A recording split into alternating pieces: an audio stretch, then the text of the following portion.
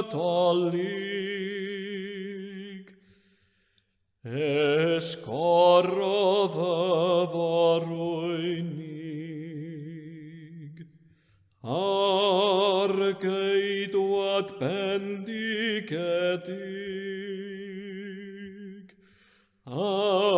methlem dref y canwyd efo'r hoes ei lef y drosom ni.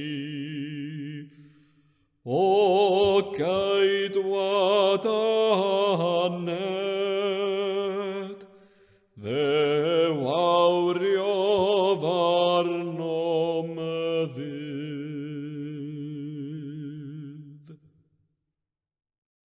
Bore da, a chroeso i Gwasanaeth boreol Eglwys Dewi Sant ar fore dydd Nadolig. Yn wir, mae'n ddydd Nadolig wahanol iawn i lenni, a nifer ohonom yn teimlo'r siom o gorfod newid cynlluniau ar y funed olaf. Ond heddiw, yr ydym yn coffau genedigaeth Iesu Grist ein gwaredwr, Emmanuel, Duw gyda ni. Eleni, fel pob blwyddyn arall, testyn ein llawenydd yw genedigaeth ein gwaredwr, Iesu a aned y Methlehem dros 2000 o flynyddoedd yn ôl, a'r Iesu a genir drachefn yn ein cylonau ni. Felly yng ngeiriau'r hen ficer, awn i Bethlem bawb dan ganu, neidio dawnsio a rhyfeddu.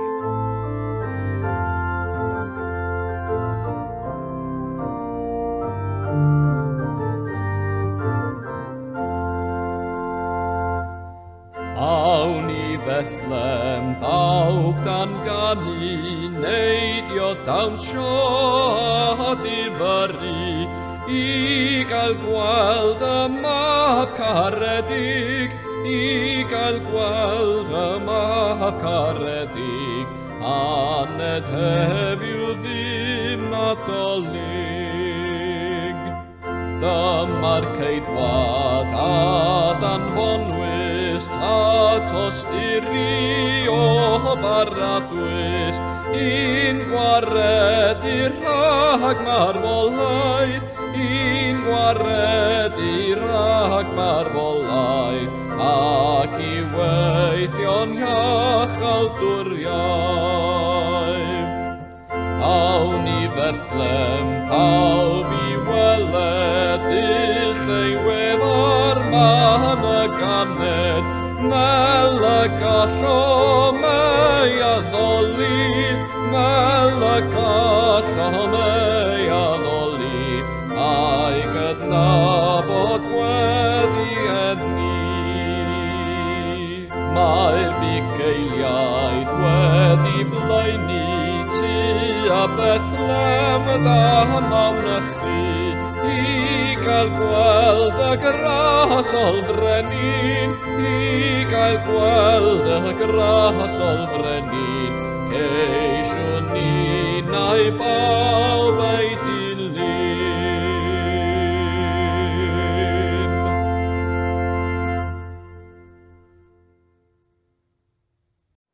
A daeth y gair yn gnawd a phreswylio yn ein plith yn llawn gras a gwirionedd.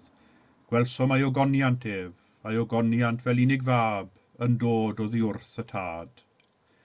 Deithom ynghyd yn deulu Duw ym mhresynoldeb ein tad, i roddi iddo foliant a diolch, i glywed a derbyn ei air, ac i gyflwyno iddo anghenion yr holl fyd, ac i geisio ei ras, fel y gallwn trwy ei fab Iesu Grist a aned y Methlehem, ein rhoi ein hunain i'w Gwasanaeth. Ond yn gyntaf, cyffeswn ein pechodau, a cheisio gan ein tad, ei byddeiant a'i dangnefedd. Arglwydd Iesu, cefais dy eni mewn clodi, rhoi ni gyfoeth dy gariad. Arglwydd trigar ha, arglwydd trigar ha. Arglwydd Iesu, cefais dy gyfarch gan fugeiliaid llwm. Cod ni fel y byddwn yn dda ac yn sanctaidd. Crist trigar ha, Crist trigar ha. Arglwydd Iesu, cefais dy roi orwedd mewn preseb. Helpa ni ddweld di yn ein bywydau bob dydd. Arglwydd trigar ha, arglwydd trigar ha. o llalluog a thrigarog ddiw, yr ydym wedi pechu yn derbyn ar feddwl gair a gweithred. Nid ydym wedi dygaru a'n holl galon, nac wedi caru eraill fel y mae Crist yn ein caru ni. Y mae'n wir ddrwg gennym, yn dy drigaredd maddau ni, cynorthwya ni i ddiwygio ein bywydau, fel y byddwn yn ymhyfrydu yn dewyllus ac yn rhodio yn dy ffyrdd, gogoniant i thenw.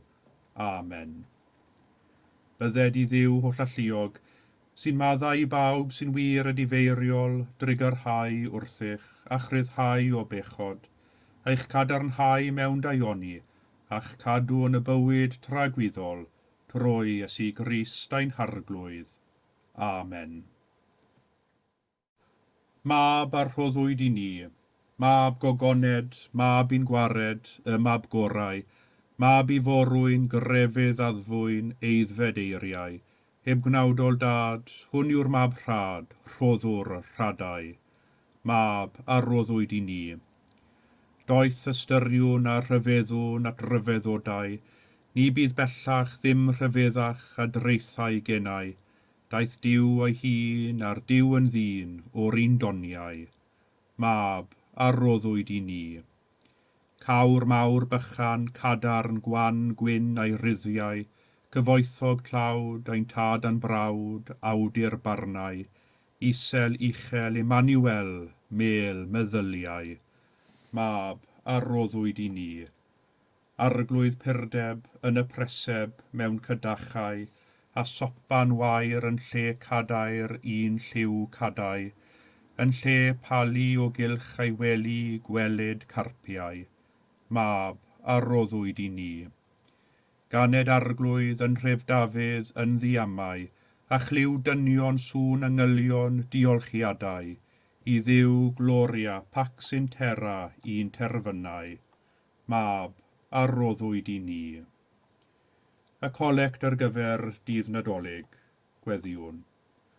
O llalluog Dduw, rhoddais di ni dy unig ganedig fab i gymryd ein natur ni, a ienni ar gyfenwyr amser yma o forwyn bir, caniatáu ni sydd wedi ei geni drachefn, a'n gwneud yn blant i ti trwy fabwysiad a gras, gael ein hadnewyddu'n feunyddiol trwy dysbryd glân, trwy Iesu Grist, dy fab ein harglwydd, sy'n fyw ac yn teyrnasu gyda thi ar ysbryd glân, yn un Duw, yn awr ac am byth.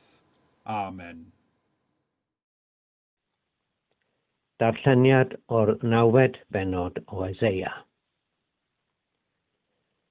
Y bobl oedd yn rhodio mewn tywyllwch a welodd oleuni mawr. Y rhai a fi'n byw mewn gwlad o gaddig didew a gafodd lewyrch golau. Amlheaist orfoledd iddynt, chwanegaist lawenydd, llawenhad o flaen fel yn adeg y cynheuaf, ac fel y byddant yn gorfoleddu wrth rannu'r ysbail. Oherwydd, drylliaist yr iau oedd yn faich iddynt, a'r croesfar oedd ar ei hysgwydd, a'r ffon oedd gan ei gyrwr fel y nyddiau Midian.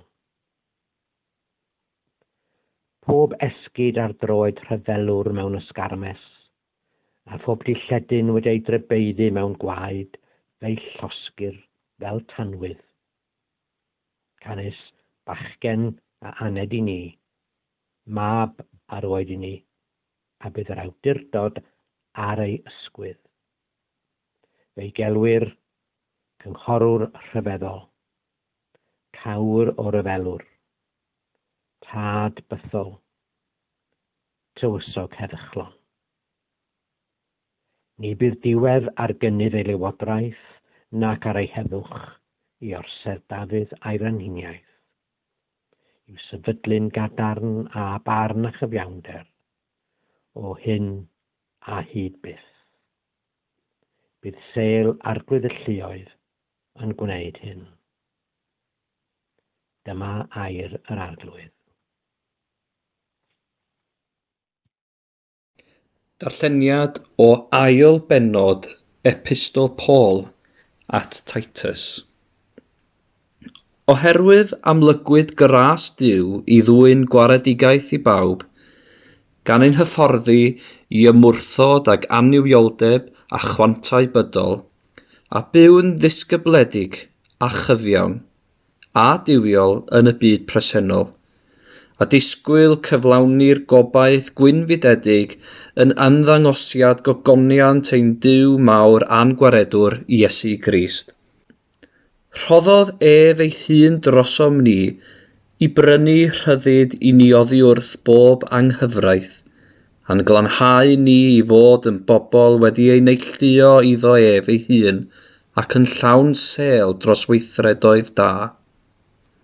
Dywed y pethau hyn, a chymell a cherydda a phob awdurdod, peidiad neb ath anwybyddu.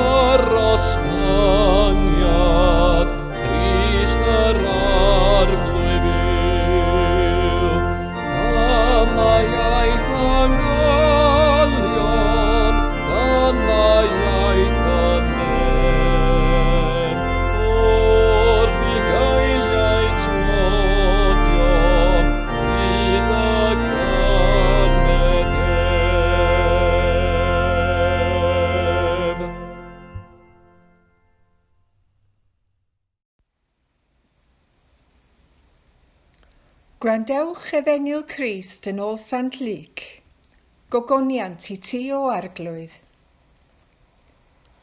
Yn y dyddiau hynny, aeth gorchymyn allan oddi wrth Cesar Augustus i gofrestru'r holl ymerodraeth. Digwyddodd y cofrestru cyntaf hwn pan oedd Cyrenius yn llywodraethu ar Syria. Aeth pawb felly i'w gofrestru, pob un i'w dref ei hun. Oherwydd ei fod yn perthyn i dŷ a theulu Dafydd, aeth Joseph i fyny o dref Nazareth yng Galilea i Jwdea, i dref Dafydd a elwir Bethlehem i ymgofrestru, ynghyd â Mair ei ddiweddu, ac yr oedd hi'n feichiog. Pan oeddent yno, cyflawnwyd yr amser iddi esgor, ac esgorodd ar ei mab cyntaf anedig, a rhwymodd ef mewn dillad baban, a'i osod mewn preseb, am nad oedd lle iddynt yn y gwesty. Yn yr un ardal, yr oedd bugeiliaid allan yn y wlad yn gwarchod ei praidd liw nos. A safodd angel yr arglwydd yn ei hymyl, a disgleiriodd gogoniant yr arglwydd o hamgylch, a daeth arswyd arnynt. Yna dywedodd yr angel wrthynt, peidiwch ag ofni, oherwydd wele, yr wyf yn cyhoeddi I chwi yn newydd da am lawenydd mawr a ddaw i'r holl bobl. Ganwyd I chwi heddiw yn nhref Dafydd, waredwr, yr hwn yw'r Meseia, yr arglwydd. A dyma'r arwydd I chwi. Cewch hyd i'r un bach wedi ei rwymo mewn dillad baban ac yn gorwedd mewn preseb. Yn sydyn, ymddangosodd gyda'r angel dyrfa o'r llun efol yn moli Duw gan ddweud, gogoniant yn y goruchaf I Dduw, ac ar y ddaear tangnefedd ymhlith yr rhai sydd wrth ei fodd. Dyma efengyl yr arglwydd, moliant I ti o Grist.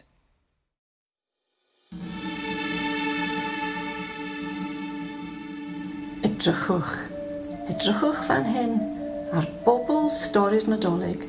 Mair a Joseph, bugeiliaid a doethion, deithant at ei gilydd fel hyn mewn stabl 2000 o flynyddoedd yn ôl. Ac ar yr adeg hon o'r flwyddyn, ledled y byd a droddir eu stori nhw o hyd.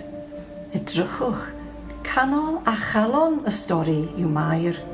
Merch yn ei harddegau o dref fach dlawd, ganol nunlle, dyw ei ddim yn special.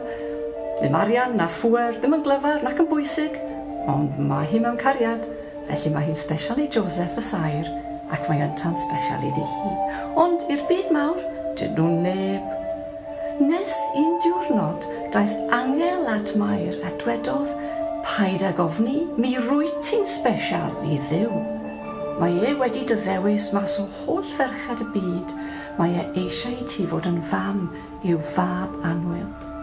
Ac yna aeth yr angel at Joseph a dwedodd bod e'n special hefyd.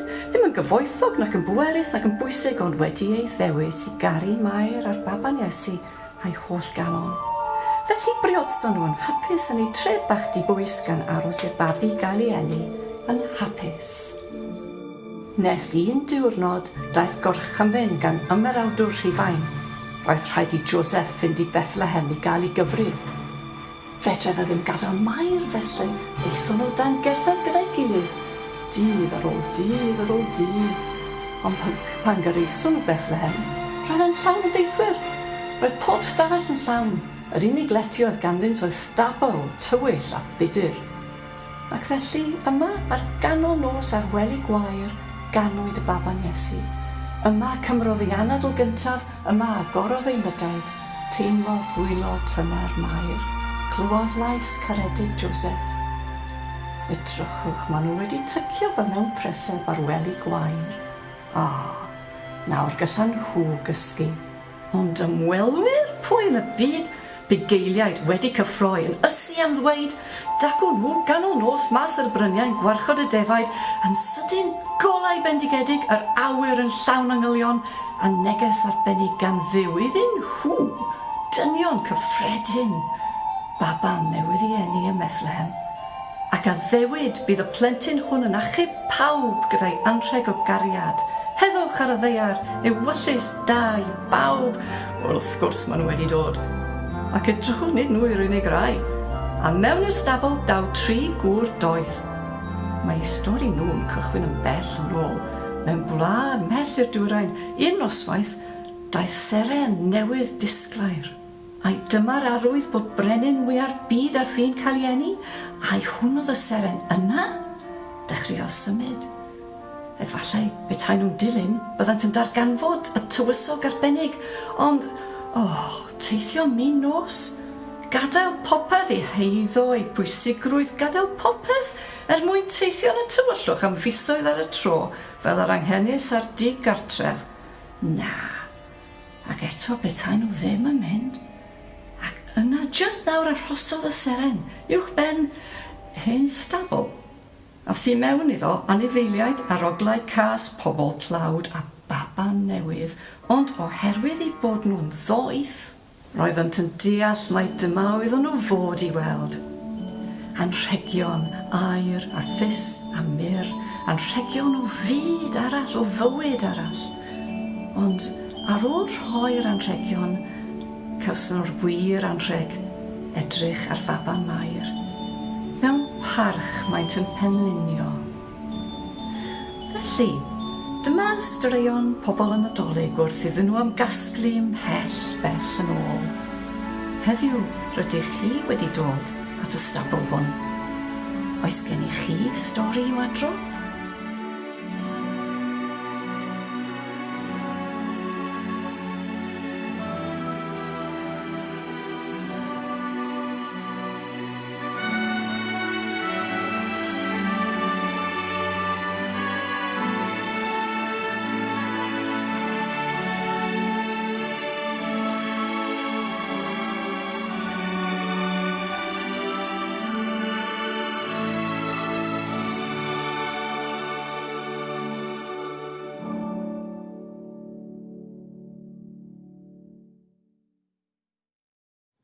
Ac esgorodd yr ei mab cyntaf anedig, a rhwymodd ef mewn dillad baban a'i osod mewn preseb, am nad oedd lle iddynt yn y gwesti.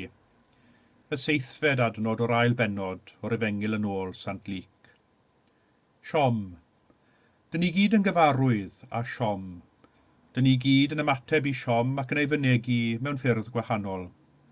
Mae rhai yn ceisio ei guddio gan esgus bod popeth yn iawn, bod pawb arall yn gallu gweld bod pethau ymhell o fod yn iawn. Mae eraill wedyn yn mynegu ei siom drwy bwdi ac yn pwdi mewn ffordd sy'n dangos i'r byd ar betws dydy pethau ddim yn iawn, cadwch draw. Mae rhai'n mynegu ei siom trwy ddweud ei dweud nes bod pethau'n tasgu, ac mae eraill yn wynebu'r siom yn ei dderbyn ac yn bwrw ymlaen a gwneud y gorau o'r sefyllfa. Dyn ni gyd yn wahanol, a dyn ni gyd yn delio â siom a'r siomedigaethau a ddaw i'n rhan mewn ffyrdd gwahanol. Mae eleni wedi bod yn flwyddyn o siomedigaethau i ni gyd, a dydy'r Nadolig eleni ddim yn eithriad. Nawr, dwi'n gallu clywed rhai ohonoch chi'n meddwl yn dawel bach, o ficer bach, beth sydd ar i chi yn dewis y fath testyn a siom ar fore dydd Nadolig. Os bosibl, canolbwyntio ar lawenydd yr wyl y dylwn ni, nid ar siom y Nadolig eleni. Wedi'r cyfan, yng ngeiriau un o'r hen garolau cyfarwydd, cyd seiniwn lawen gan mewn hwyl yn fawr a man, na fydded neb yn drist, heddiw ganed Iesu Grist. Wrth gwrs, fe aned Iesu Grist, ganed ceidwad i'r byd, daeth gobaith trwy enedigaeth hwn i bobl o bob oes ac ym mhob sefyllfa. Dechreuodd benod newydd yn hanes y ddynoliaeth trwy enedigaeth y baban hwn. Ond, wrth gwrs, y cam cyntaf wrth delio â siom yw ei gydnabod. Fel dywedes i yn fy mhregeth neithiwr, nid hwn yw'r Nadolig y bydda unrhyw un ohonom wedi ei ddewis. Ac wrth feddwl am ein sefyllfa leni, mae'r cynlluniau gofalus oedd gennym ni wedi mynd mas trwy'r ffenest, a hynny oherwydd amgylchiadau a sefyllfa sydd y tu hwnt i'n rheolaeth ni, anodd yw peidio a theimlo'n siomedig. Ond, o dan yr amgylchiadau sydd ohoni, mae'n well i ni fod yn ofalus na fod yn ffwrdd â hi yn Nadolig hwn. Wedi'r cyfan, mae Nadolig yn dod bob blwyddyn, ac mae pob Nadolig yn wahanol, ac eleni, mae'r Nadolig ychydig yn fwy gwahanol nag arfer. Dydy hynny ddim yn lleihau y siom y nifer ohonom yn teimlo heddiw, ond wrth gydnabod bod pethau'n wahanol, mae'n haws i ni fynd ati a gwneud y gorau o'r sefyllfa. Wedi'r cyfan, dyna oedd yn rhaid i Mair a Joseph ei gwneud. Roedd ganddyn nhw ddim dewis chwaith. Am y tro cyntaf eleni, dwi wedi gweld agwedd arall ar stori'r geni nad wyf wedi ei gweld o'r blaen, sef yr elfen o siom ar ddechrau'r stori. Dyn ni'n dieddol o ramanteiddio'r hanes yn canolbwyntio ar y llu o angylion yn canu clodydd, ar stabal glid, yr asen yr ychen yn brefi, a'r bugeiliaid yn rhithro lawr y llethyr i weld y baban Iesu ac yntau'n ddiddig yn gorwedd yn y preseb. Ac mae hynny gyd yn wir. Mae'n gwneud i ni'n deimlo'n cysurus, delwedd y pasian plant a'r cerdyn Nadolig, hyd a lledrith yr wyl. A dydw i ddim am un eiliad am i ni golli golwg ar yr olygfa honno eleni. Mae'n bwysig ein bod yn canolbwyntio ar y llawenydd. Mae angen y cyfarwydd a'r cysurus arnom eleni yn fwy efallai nag unrhyw flwyddyn arall. Ond peidiwn anghofio cyn y llawenydd, roedd siom ar ben siom. Cyn i'r gwawrddydd dorri, roedd tywyllwch didew. Gadewch i ni gymryd Mair a Joseph am eiliad. Cyn i'r enedigaeth, roedd y ddau wedi gorfod wynebu siom oherwydd amgylchiadau oedd y tu hwnt i'w rheolaeth nhw.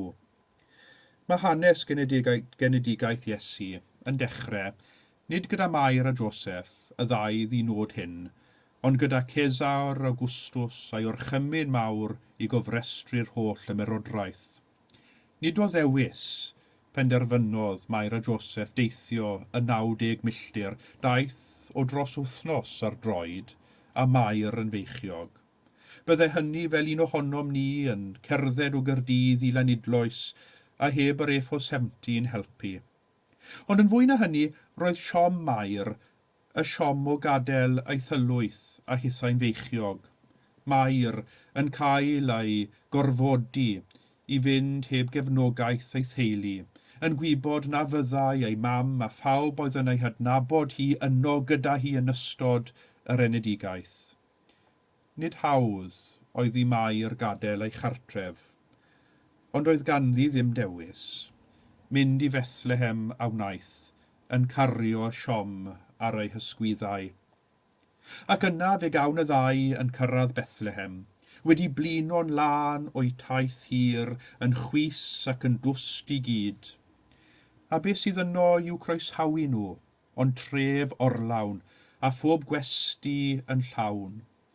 Mewn pasiant Nadolig y plant, yn ymal cawn yr olygfa o Joseph, yn rhithro amgylch, yn cnocio ar un drws ar ôl y llall, a phawb yn dweud, mae'n wir ddrwg gennyf, mae'r llety'n llawn. Meddyliwch am siom oedd Joseph a Mair yn ei deimlo. Wrth gael ei gwrthod, nid unwaith, ond tro ar ôl tro, a'r ddau yn teimlo'r pryder yn cynyddu wrth i'r nos tynnu mewn, ac efallai Mair ei hun yn dechrau synhwyro bod y baban ar fi'n dod. Gwesti neu beidio. Ac yna fe gawn un lletewr sy'n cymryd trigaredd ar y ddau ac yn cynnig y gorau oedd ganddo i'w gynnig, sef stabal. Anifeilied sy'n rhoi genedigaeth mewn stabal, nid pobl. Allwn ni ddim ddychmygu y siom y ddau wrth weld y stabal yng Nghymen. Ond doedd ganddyn nhw ddim dewis.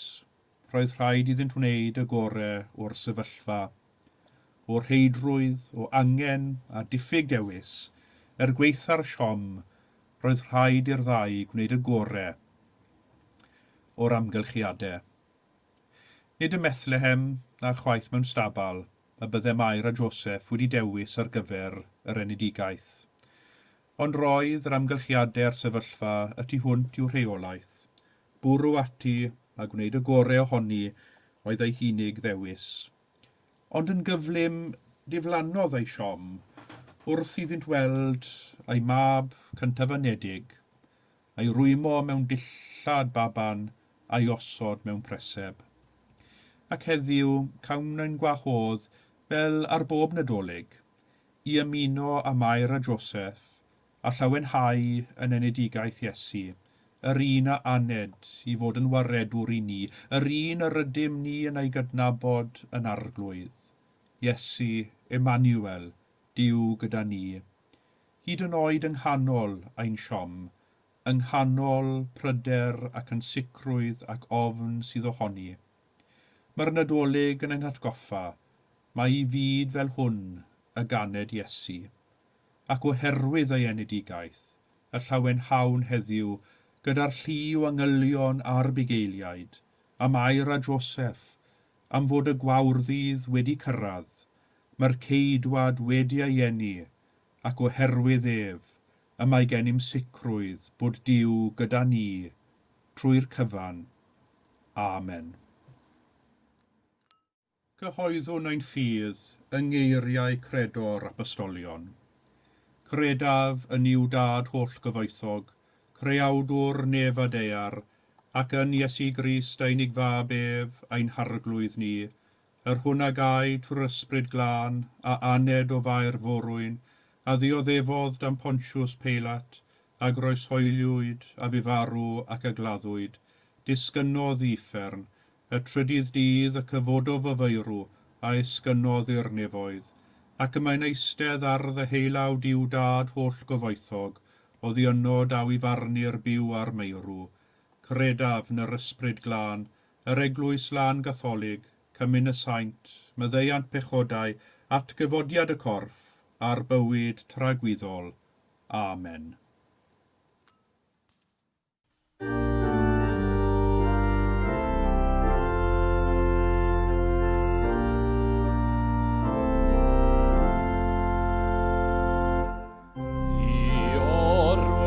Mewn preseb roedd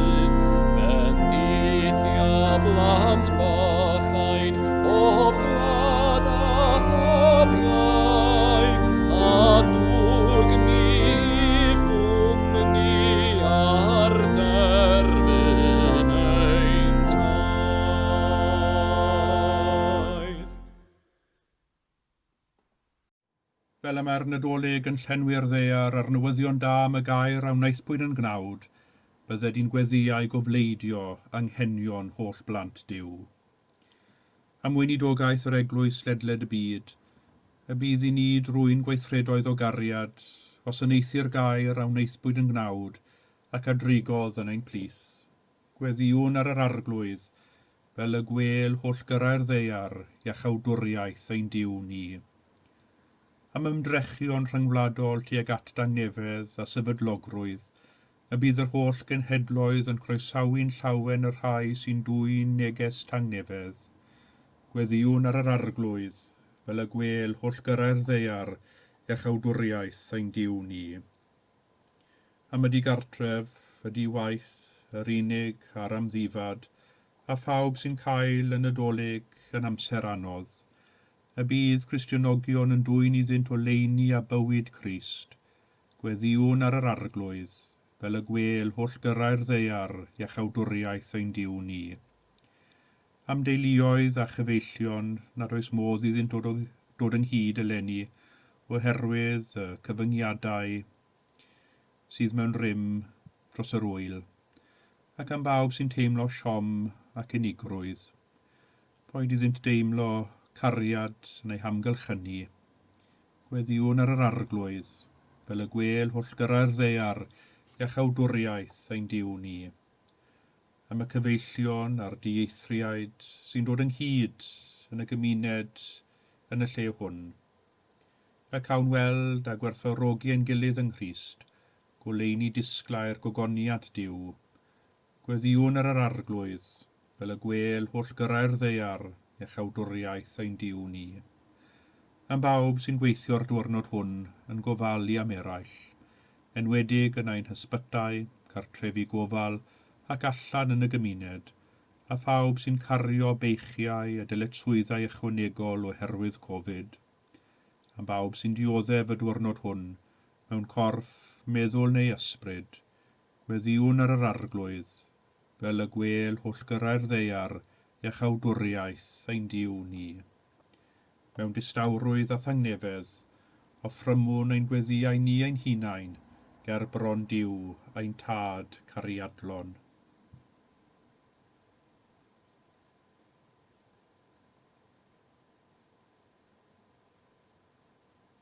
Gogoniant i ti arglwydd Dduw, yng ngenedigaeth dy fab ym Methlehem, dei a llawenydd a thangnefedd i'r byd, bydde di bawb y bu ni weddio drostynt ynghyd â holl bobl y byd, gael ei llenwi a llawenydd dy bresenoldeb, a phrofi dy dangnefedd yn ei bywydau, gofynnwn hyn drwy Iesu Grist ein harglwydd. Amen. Fel y dysgodd ein hiachawdwr ni, gweddiwn yn hyderus. Ein tad, yr hwnnwyt yn y nefoedd, sancteiddiau'r denw, deled dy deyrnas, gwneler dy ewyllus, megis yn y nef, felly ar y ddaear hefyd, dyroi ni heddiw ein bara beinyddiol, a maddau ni ein dyledion, fel y myddeiwn unna ein dyledwyr, ac nac arwain ni brofedigaeth, eithir gwared ni rhag drwg, gan eseidot ti o'r deyrnas a'r gallu a'r gogoniant, yn oes oesoedd. Amen.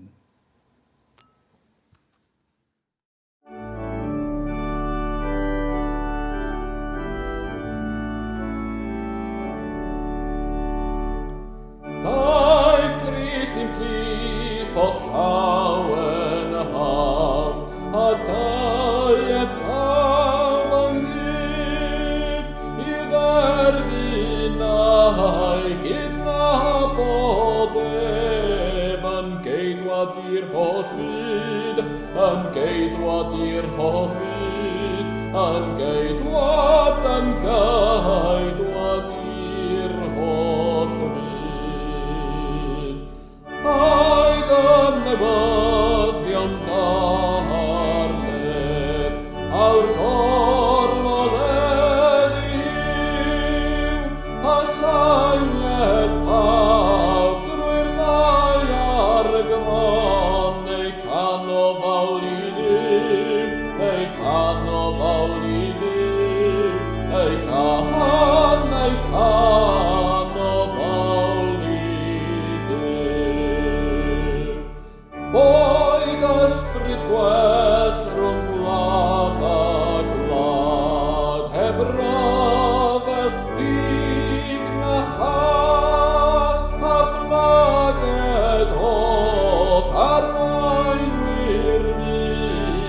ddermyn nefau ras, i'w ddermyn nefau ras, i'w ddermyn nefau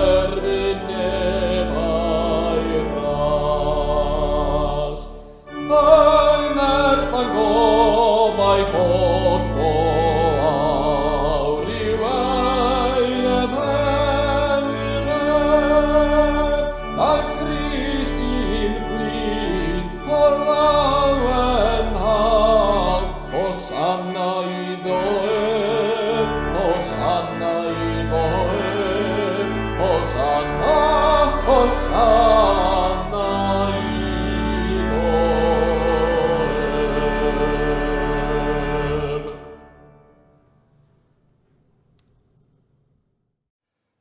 Ga i ddymuno i bob un ohonoch chi, sut bynnag ffordd dych chi'n cadw'r wyl eleni, Nadolig dedwydd a thangnefeddus. Gweddiwn am fendith Duw. Bydded i Grist fab Duw a aned o fair, a'ch llenwi a'i ras fel yr ymddiriedwch yn ei addewidion ac i fyddhau i'w ewyllus. A bendith Duw holl alluog, y tad y mab yr ysbryd glân, a fo gyda chwi oll, o'r awr hon, dros wyl y Nadolig, a hyd byth. Amen.